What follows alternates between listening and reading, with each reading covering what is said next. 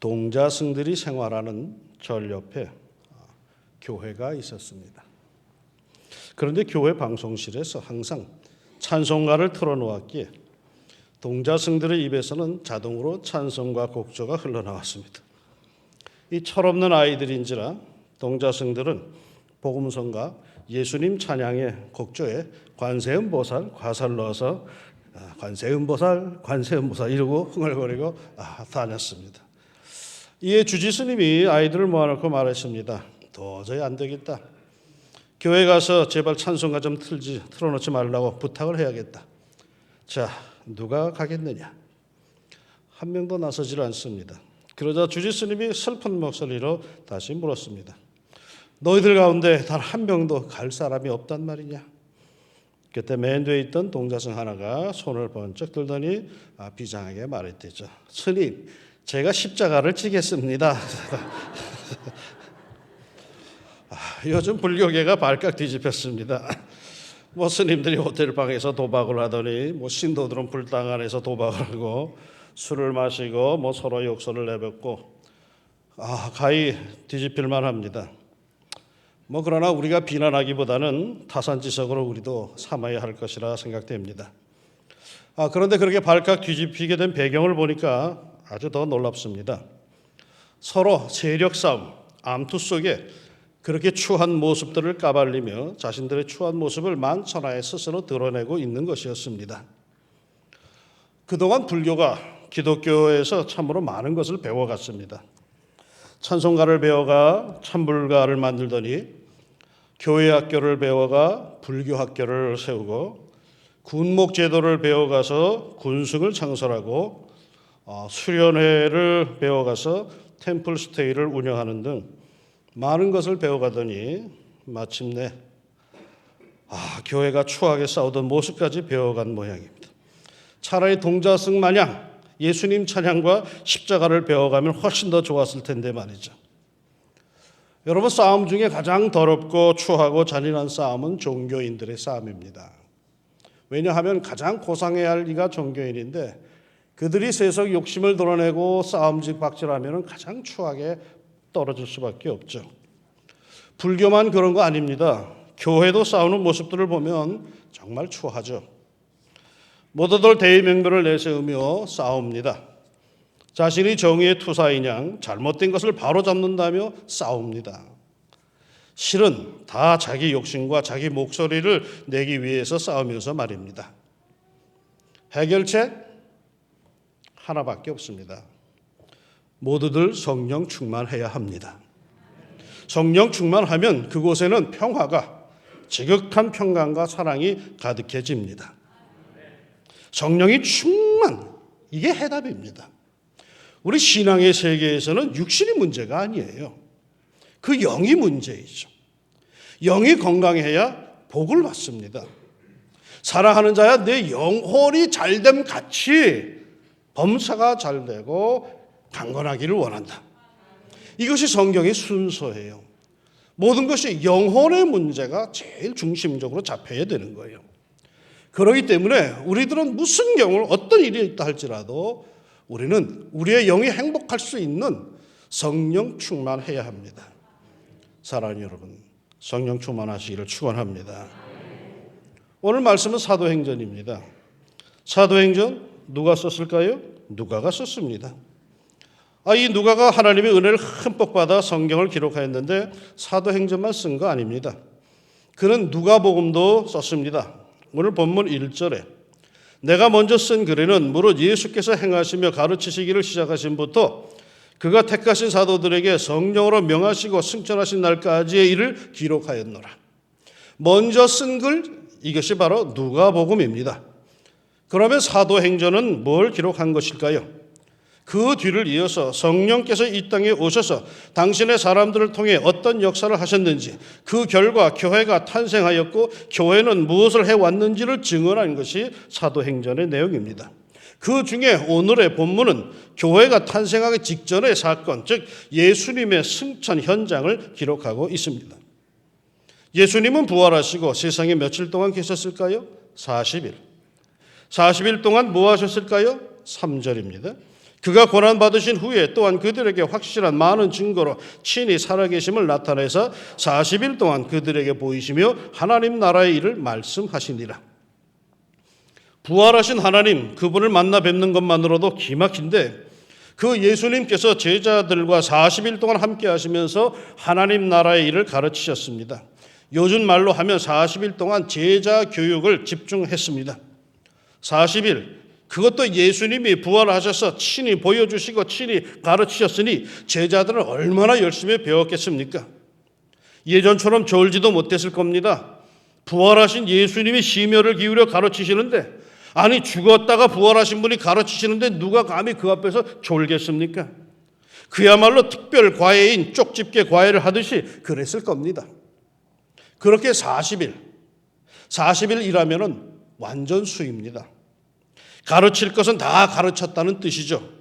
마치 옛 이야기에서 나오듯이 스승이 제자에게 이제 너에게 더 가르칠 것이 없다, 하산해라 라고 하는 그런 수준까지 이르렀다는 것입니다.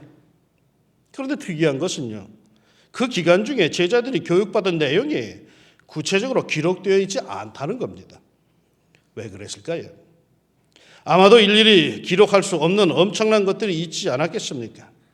그야말로 심층 교육이 이루어졌을 겁니다. 그래서 이제 40일이 다 지났습니다. 예수님이 마지막 심혈을 기울인 제자 집중교육 인텐시브 코스가 끝난 겁니다. 자, 그렇다면 이들은 어떤 분위기였을까요? 그야말로 부름받아 나선 임은 어디든지 가오리다, 이런 분위기일 겁니다. 이런 뜨거운 제자들, 어디든 가겠다고 하는 제자들, 이제 사역 현장에 투입만 되면은 세상을 다 뒤집어 놓을 그런 분위기였을 겁니다. 그런데 예수님의 표정은 조금 다릅니다. 그런 분위기가 아닙니다. 예수님은 그런 사도들에게 말씀하십니다. 예루살렘을 떠나지 말고 내게서 들은 바 아버지께서 약속하신 것을 기다리라. 약속된 것이 있어요. 없으면 그냥 나가라 하겠는데 하나님께서 특별히 주시마 약속하신 것이 있어요. 그러기에 아무리 급해도 아무리 준비를 다 했어도 하나님께서 약속하신 것은 꼭 받고 나가라고 하십니다. 뭘까요? 선지자 요엘을 통해서 하나님께서는 이렇게 약속해 주셨습니다.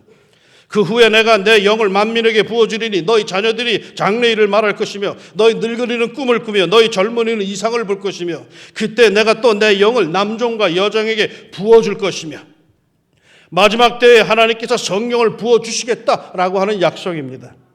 그런데 이제 그때가 이르렀다는 거예요. 그러게 예수님은 이렇게 말씀하셨어요. 요한은 물로 세례를 베풀었으나 너희는 몇 날이 못되어 성령으로 세례를 받으리라. 성령 세례, 하나님께서 당신의 백성들에게 약속해 주신 것입니다. 그러기에 예수님은 그것을 하나님께서 약속해 주신 것을 기다리라고 이렇게 말씀하십니다. 그렇다면 여기서 궁금증이 생기겠죠? 사도들이 아직 뭔가 부족한 것이 있어서 그런가? 아직 구원을 제대로 받지 못했기에 그들의 발목을 붙잡으시는 건가? 그러기에 여전히 예루살렘을 떠나지 말고 기다리라고 하시는 건가? 천만의 말씀이죠. 그들은 구원받은 백성입니다. 그것도 사명을 받은 사도들입니다. 그들이 받은 구원은 완전한 겁니다. 그들은 당장 죽어도 하나님의 나라로 직행할 수 있는 사람들입니다. 그들에게는 예수의 생명이 이미 주어져 있습니다. 갖추어져야 할 기본은 이미 다 갖추어져 있습니다. 그런데 왜 기다리라고 하십니까? 예수님께서는 일찍이 이렇게 말씀하신 적이 있습니다.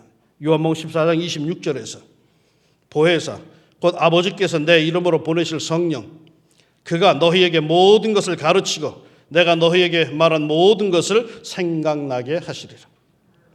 예수님께 말씀 들은 것, 배운 것, 사실 배우긴 다 배웠어도 그것을 제대로 다 활용할 수 있다? 성령 충만하기 전에는 모릅니다. 아무리 설교를 열심히 들어도 성령의 도우심이 없으면 뭔 소리인지 결코 모릅니다. 지금 이 시간 이 성전 안에서 성령께서 우리들 가운데 역사하시고 성령께서 우리들의 귀를 열어주셔야지만이 하나님의 말씀을 제대로 이해할 수가 있습니다. 성령께서 가르쳐 주셔야 한다는 것입니다.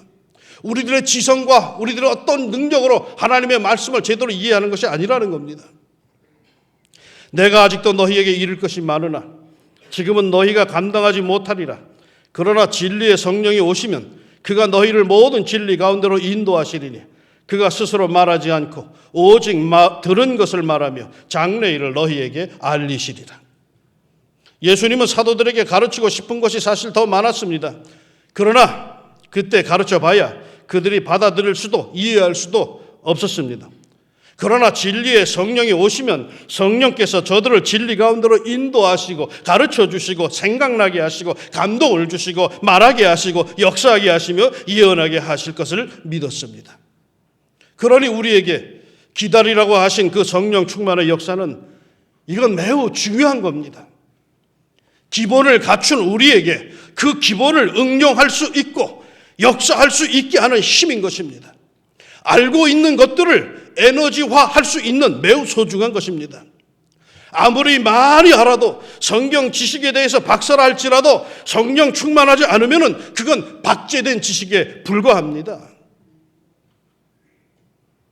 썰렁한 유머를 하나 해볼까요? 어떤 애가 시험을 앞두고 초조해하고 있는데 도사가 나타나가지고 그러더래요. 너 이 연필을 하나 사면은 답을 잘 쓸 수 있다. 그래서 그 아이가 돈을 주고 그 연필을 샀대요. 시험장에 갔어요. 산수시험 1 더하기 1은 연필이 저절로 답이 써지는 거야. 뭐라고? 답. 2 더하기 2는 답. 10 더하기 10은 답. 답이 정말 잘 써지더라는 거예요. 이제. 우리 예수 믿는다는 게 꼭 이런 식이라는 거예요. 뭔지도 모르고 그냥 누르면 나와. 그런데 그것이 우리의 안에서 힘으로 역사를 못한다는 거예요. 알기는 많이 아는데 말이죠. 하나도 변화시키지 못한다는 거예요. 수없이 하나님의 말씀을 들었고 하나님의 은혜 받았고 설교를 얼마나 많이 들었습니까? 그런데 말이죠. 여기서 올라오는 요 화딱지기 하나를 요걸 조절을 못해. 내 안에서 올라오는 그 미움의 감정 하나를 조절하지 못해. 알기는 너무너무 잘 알아. 이러면 안 돼. 예수 믿는 사람이 목사가 이랬으면 되겠어. 너무나 잘 아는데 그거 하나를 누를 수 있는 힘이 에너지가 없어. 왜? 성령이 충만하지 않기 때문입니다. 우리가 모르는 게 뭐가 있어요? 성경책 다 있는데. 그런데 문제는 뭐냐? 우리 가운데 성령의 역사가 우리를 정말 끌고 갈 수 있는 하나님의 나라로 하나님의 역사로 끌고 갈 수 있는 이 에너지가 우리에게 부족한 거죠. 성령 충만하십시오. 거기서 에너지가 나오는 겁니다. 내 삶을 변화시키고 남을 변화시킬 수 있는 힘은 단순한 지식에서 나오는 게 아닙니다. 성령 충만할 때에 비로소 그 지식의 창고에 성령의 불이 붙어서 큰 에너지, 큰 변화의 힘이 나옵니다. 그러게 여러분, 성령 충만하시기를 축원합니다. 그렇다면 이 성령 충만 어떻게 할 수 있을까? 예수님은 이렇게 말씀하셨어요. 예루살렘을 떠나지 말고 내게 들은 바 아버지의 약속하신 것을 기다리라. 요한은 물로 세례를 베풀었으나 너는 몇 날이 못되어 성령으로 세례를 받으리라. 성령을 받을 수 있는 길, 성령 충만할 수 있는 길, 첫째로 예루살렘을 떠나지 말라는 겁니다. 예수님은 성령 받는 것을 예루살렘이라고 지정하여 주셨습니다. 왜 하필 예루살렘일까요? 내가 신앙생활을 하던 것, 내 기도와 내 땀이 있는 곳을 떠나지 말라는 거죠. 예배와 말씀이 있는 곳, 성도의 거룩한 교제가 있던 예루살렘을 떠나지 말라는 거죠. 주의 성전이 있는 곳을 떠나지 말라는 거죠. 예수님의 구속의 은혜가 이루어진 곳을 결코 떠나지 말라는 그런 말씀이겠죠. 얼마 전에 어느 분이 심령이 칼칼하여서 기도원에 올라갔답니다. 기도원에 가서 기도구를 찾아가지고 기도굴에 들어가서 열심히 기도하는데 성령께서 갑자기 물어보시더래요. 너는 네 교회 기도실에는 몇 번이나 들어갔었냐? 놀라운 사실을 하나 알려드릴까요? 우리 교회 2층에는 개인 기도실이 있습니다. 이곳에서 성령 충만의 역사가 있습니다. 주의 성전을 떠나지 말고 이곳에서 간구하여 성령 충만하십시오. 집에서는 성령 받을 수 없다? 성령은 언제나 교회에만 국한되어 찾아오신다? 아닙니다. 성령은 하나님이시고 바람 같아서 자유로 임의로 부십니다. 그분은 임의로 자유로 찾아다니십니다. 그럼에도 예수님께서는 제자들에게 성령 충만하려면 예루살렘을 떠나지 말라고 하십니다. 진정한 성경적 의미의 성령 강림은 신앙 공동체 예루살렘 위에 임하기 때문이죠. 무당에게 신이 내리듯이 산에 가서 기도해야 내리거나 혼자 갈망한다고 내리는 것이 아닙니다. 예루살렘, 그 하나님께서 지정하신 예배와 말씀, 성도의 교제가 있는 공동체 위에 성령은 임하셨습니다. 전에 섬기던 교회에서 어느 집사님이 성령 강림 주일인데 보이질 않아요. 궁금해서 저녁에 전화로 신방을 했습니다. 집사님, 웬일로 오늘 예배 안 보이셨습니까? 그랬더니 그러더라고요. 오늘 성령 강림 주일이라 성령 받으러 산기도 가셨습니다. 아니에요, 이 사람 이거 엉터리예요. 예수님은 예루살렘을 떠나지 말라고 하셨어요. 그리고 그 공동체, 예루살렘 교회 공동체에 성령은 강하게 임하셨습니다. 나는 우리 왕십리 중앙교회 성전에서 성도들이 모여 예배하며 거룩한 교제가 있을 때마다 성령인 강림에 성령의 충만함이 있을 줄로 믿습니다. 중보기도로 모일 때마다 말이죠. 구역예배로 모일 때마다 말이죠. 부서별로 모일 때마다 말이죠. 시간을 정해놓고 우리 같이 한번 기도하자. 두세 사람이 같이 모여서 사모하면서 기도하는 그곳에 성령의 역사가 있을 줄로 믿습니다. 반드시 그렇게 성령 충만의 은혜의 역사가 우리 예배당 곳곳에서 있을 줄로 믿습니다. 두 번째 방법은요, 기다리라고 하셨습니다. 내게 들은 바 아버지의 약속하신 것을 기다리라. 재미있는 것은 기다리라는 예수님은 이렇게 이어서 말씀하셨어요. 너희는 몇 날이 못되어 성령으로 세례를 받으리라. 몇 날이 못되어 성령으로 세례를 받으리라 하셨는데 정확하게 몇 날 뒤일까요? 주님이 부활하셔서 세상에 계신 것이 40일이고 지금 막 승천하시는 상황이며 성령이 임한 것은 오순절이고 즉 부활하신 후에 50일 뒤이니까 그러니까 이날은 정확하게 열흘 뒤입니다. 여러분, 열흘 뒤의 일을 주님께서 모르셨을까요? 난 아니라고 생각이 됩니다. 아니, 열흘 뒤의 일을 예수님이 모르셨다? 아니죠. 그럼에도 예수님은 그날을 밝히지 않았어요. 몇 날이 못 뛰어라고 하셨습니다. 이는 그만큼 하나님의 역사에 대해 기대감을 갖고 사모하고 기다리라는 뜻이겠죠. 여러분은 얼마만큼 성령 충만을 사모하고 기다리십니까? 성령의 충만함, 그리스도인을 그리스도인답게 만들어주는 성령 충만은 사모하는 사람, 기다리는 사람에게 주어진다고 하는데 여러분 평상시에 얼마나 성령 충만을 사모하십니까? 성령의 충만함은 막연한 심정으로 사는 사람에게 이루어지지는 않습니다. 설령 부족한 삶을 살아도 그저 심령으로나마 사모하는 마음으로 사느니 뭔가 좀 더 나은 삶을 갈구하며 하늘을 우러르며 사는 사람에게 성령은 찾아오십니다. 기다리고 사모하는 사람에게 성령은 찾아오시고 충만하십니다. 사랑하는 여러분, 우리 사모하는 심령을 성령을 기다리고 성령이 자신의 삶 속에 충만하게 되기를 기다리고 사모하며 삽시다. 그리할 때 우리는 변화가 되고 능력을 받고 하나님의 나라를 위해서 제대로 살게 될 것입니다. 우리는 정말 성령의 열매를 맺는 그런 성령 공동체를 우리는 이루게 될 것입니다. 제가 어릴 적에 어른들은 이런 교훈을 가끔 하시곤 했습니다. 사람은 모름지기 기다릴 줄 알아야 한다. 그런데 요즘에는 이런 교훈을 하는 분들이 별로 없죠.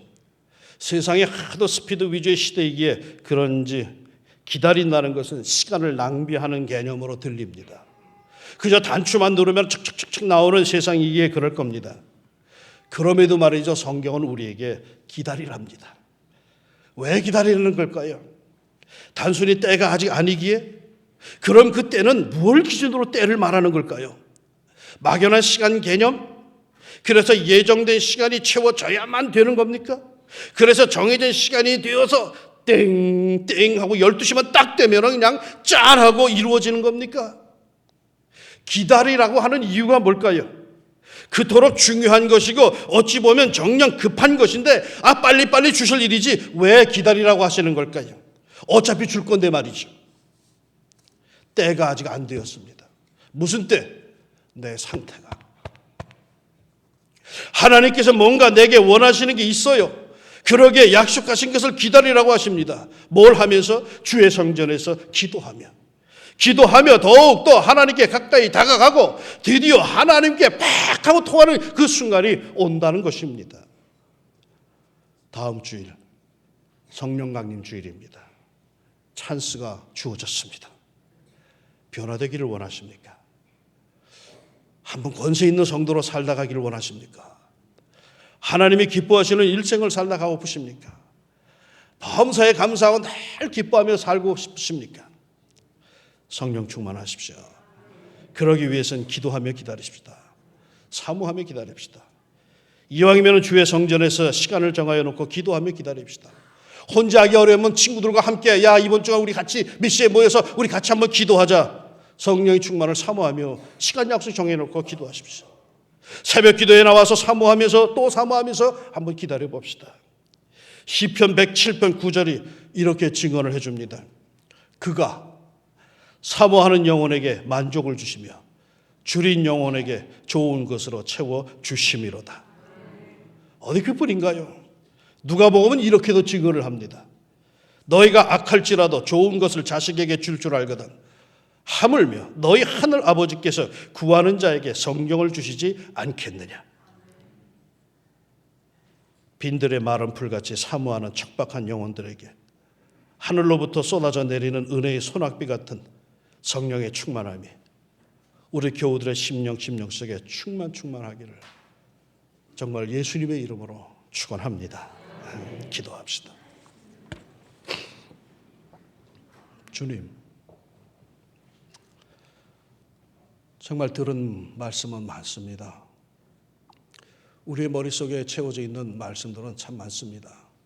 상식도 꽤 많고요. 그런데 그것이 내 삶을 결코 이끌질 못하고 늘 선한 생각은 마음뿐이고 그저 욱하는 생각 속에 그저 마음의 여린 마음으로 하나님의 뜻을 이루지 못하고 번번이 우리는 그저 무너지곤 합니다. 하나님께서 우리에게 주신 그 은혜들 불을 당길 수 있는 성령의 충만함을 저에게 허락하여 주시옵소서.